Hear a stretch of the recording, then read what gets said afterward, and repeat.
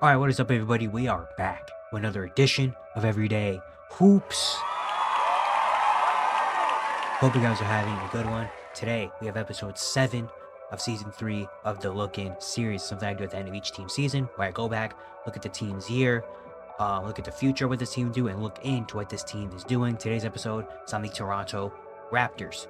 Thank you guys for the views on the videos and the shorts recently. I really appreciate it. If you do like the content around here, consider subscribing, liking, turn notifications, do also like that. I'd really appreciate it. Really helps out a lot. We're on the road to 1,000 subscribers, getting closer and closer as the days go on. So all support around the channel, very much appreciated.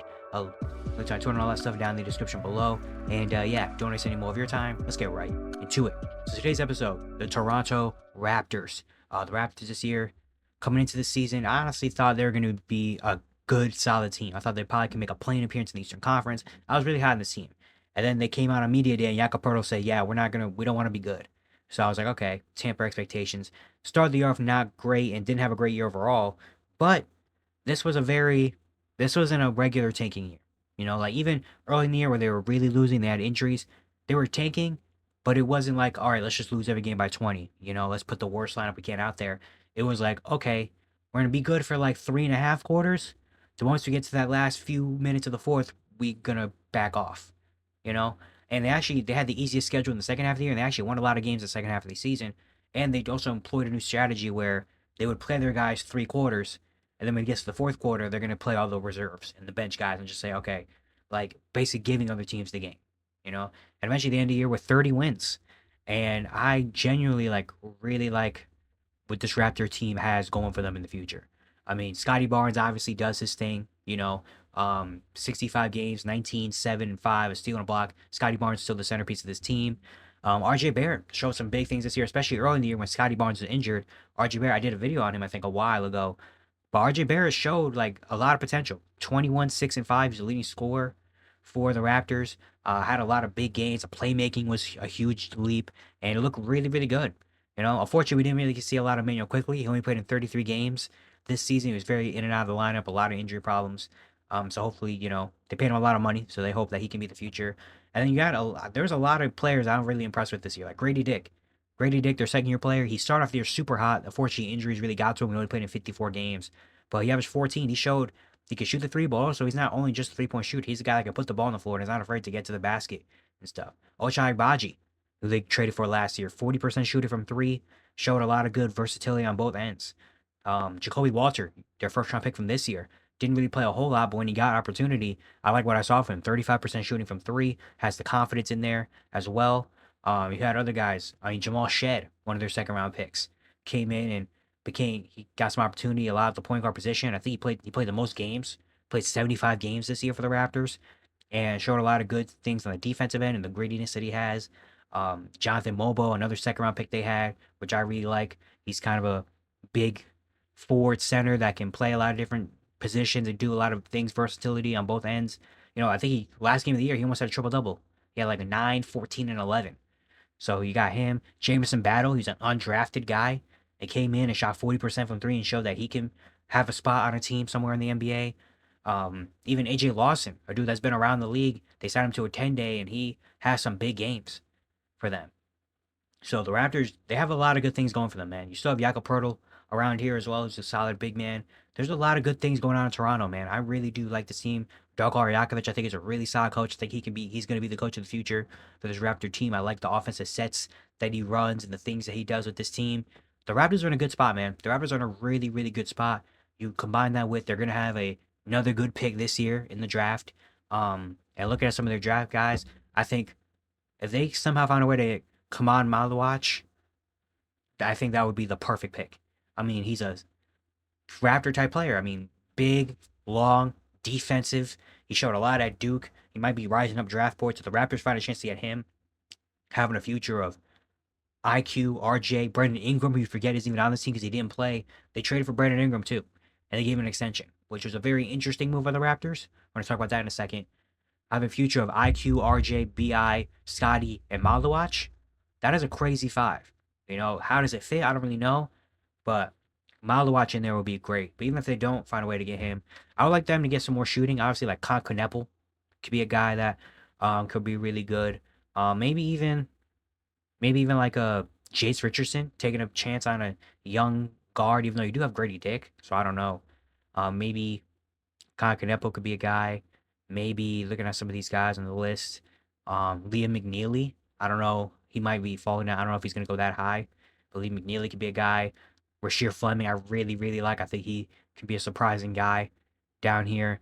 I think there's some good names for the Raptors. I think probably a Ford that can shoot will probably be the best because they have a lot of guys that already have the ball in their hands and stuff. So either a center like Kamal Malawach, maybe Derek Queen. I don't know. I don't know if Derek Queen fits. Well, not that he doesn't fit, but it's just you have so many guys with the ball in their hands already. Kamal Malawach is a guy that doesn't need the ball in his hands. Just I think a guy that doesn't really need the ball in his hands to provide, like a Concanepo, Malawach, guys like that. I think will be really, really nice for the Raptors in terms of drafting. But thinking about Brandon Ingram on this team, and they gave him an extension. Um, a lot of cooks in the kitchen. I mean, IQ, RJ, Scotty, and BI are all guys that kind of maneuver with the ball in their hands. IQ is a guy that can maybe catch and shoot, but also you like him best when he's got the point guard. He can get to the floater game. RJ Barrett, we saw, had a breakout early in the year when he was the guy. The ball in his hands. He's going to attack the basket. He can pass now. Scotty Barnes obviously needs the ball in his hands to kind of facilitate. It can also score. And then BI is a guy that you give him the ball and let him work, and he can get to the mid-range game and get buckets. And also is a pretty solid passer as well. You have a lot of guys that kind of have the same skill set and do similar things. So it's going to be very interesting to see how the Raptors kind of maneuver with that. There were some reports I saw that maybe RJ Barrett could be on the market on the move this year. Yeah, so the Raptors are going to have to really figure that out. Like even if it's not all four of them, maybe if it's three, if IQ, I don't know, comes off the bench, I don't know, or they move IQ, I don't know, or they move RJ. You still have RJ, you have RJ, Scotty, BI all kind of have similar minds games and play in similar positions. All these guys, none of those three are elite 3-point shooters. They can hit threes, obviously, but those guys aren't like, going to take 9, 10 threes a game, that type of perimeter spacing. You know, like Scotty likes to get in the mid range and get to the basket. RJ likes to get to the basket. BI likes to be in the mid range. So they all kind of have similar spots they like to get to. IQ can be a 3-point shooter. You like that? IQ can be the guy that can space the floor. You also have Grady Dick out there can space the floor. Ochai Baji, Jacoby Walter. Those are guys that can. Jameson Battle can space the floor. And I think again, drafting a guy if you don't get Maluach, drafting a guy like Concrenepo or something that can be a floor spacer is really going to help a lot. But you still have that kind of problem, I guess, or that scenario where there's a lot of guys that kind of do similar things. So the Raptors are really gonna have to figure that out. But besides that, I really like this Raptor. I think the Raptors, as soon as next year, the Raptors next year could be a playing team.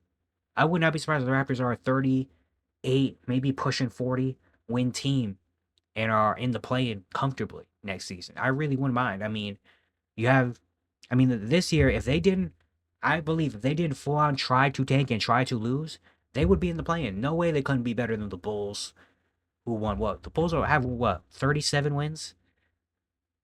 The Heat have 37 wins. You don't think the Raptors could have won 38, 39 games if they actually tried to win in that early part of the year where they kept tanking and losing to the Celtics and the Nuggets and overtimes and stuff?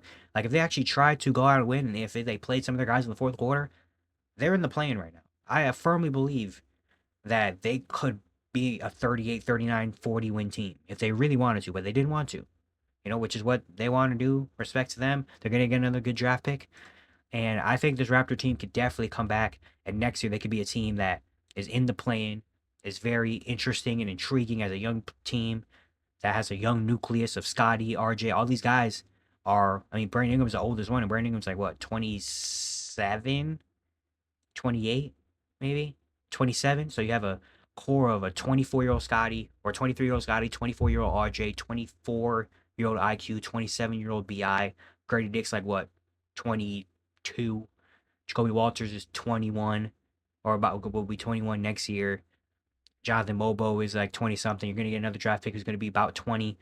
Jamel Shed is 22, 23.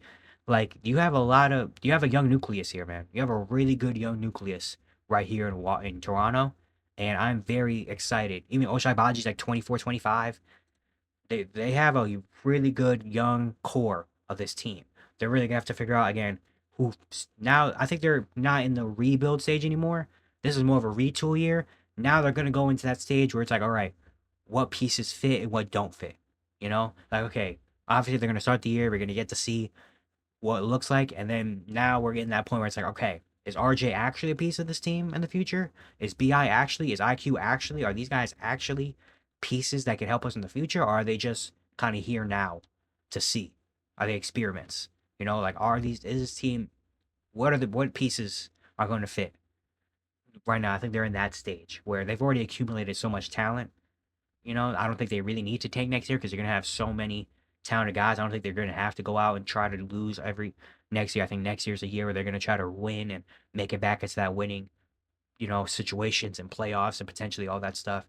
I think it's more about figuring out what this team is and putting the pieces together for this team. I think is what next year is about for Toronto, and I'm very excited and looking forward to what this team looks like. Because again, I genuinely really like this Raptor team, man. I really do like this Raptor team. It's just about on them to really put the pieces together.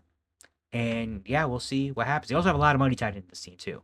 Like BI's gonna make 38, IQ's making 32, RG's making 27, Scotty's extension kicks in. So they have a lot of money tied into this team too. And specifically to these main four. So they're really gonna have to figure out and see, maneuver what do we think our core is for the future. But yeah, it's gonna be it for today. Hope you guys enjoyed.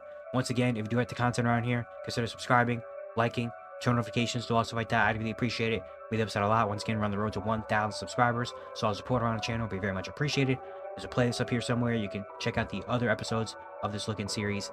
And yeah, I'll see you guys tomorrow.